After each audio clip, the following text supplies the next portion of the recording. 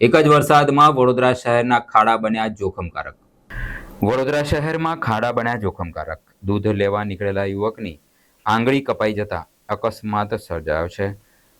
અકસ્માત સર્જાતા યુવકને ઈજા પહોંચતા હોસ્પિટલમાં દાખલ કરવામાં આવ્યો છે. દેવીદાસ બરોડેને હોસ્પિટલમાં હાથની આંગળીની સર્જરી કરવામાં આવી છે. ખાનગી કંપનીમાં કામ કરતા ભોગ બનનારની આજીવિકા જોખમમાં મુકાઈ છે.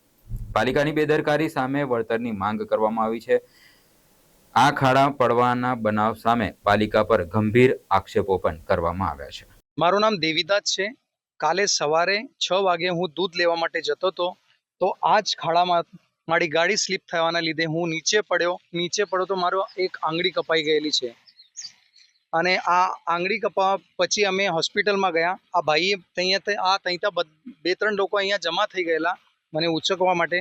પછી મારા મિસેસને હું ઘરેથી બોલાવી, અમે હોસ્પિટલમાં ગયા. ડૉક્ટરે કીધું કે આના માટે 15,000નો ખર્ચો છે, સર્જરી કરવી પડશે, કેમ કે મારી આંગળી ટોટલી છૂટી થઈ ગઈ છે, આટલી આંગળી કપાઈ ગયેલી છે. પછી અડધો કલાક સર્જરી ચાલી, એના પછી મને ડિસ્ચાર્જ મળ્યો છે. મારી પ્રાઇવેટ નોકરી છે, મારું મોસ્ટ ઓફ કામ કમ્પ્યુટર પર છે, પણ આ આંગળી કપાવાના લીધે એના પર માઠી અસર થવાની છે અને ફ્યુચરમાં હું જોબલેસ પણ થવાની સંભાવના ખરી. હવે આનો મને વળતર રૂપે કોર્પોરેશન પાસેથી વળતર જોઈએ છે, કેમ કે આ કોર્પોરેશનના લીધે બધું થયેલું છે. આ રસ્તાઓ સારા નથી, એટલે આ મારો એક્સિડન્ટ થયેલો છે.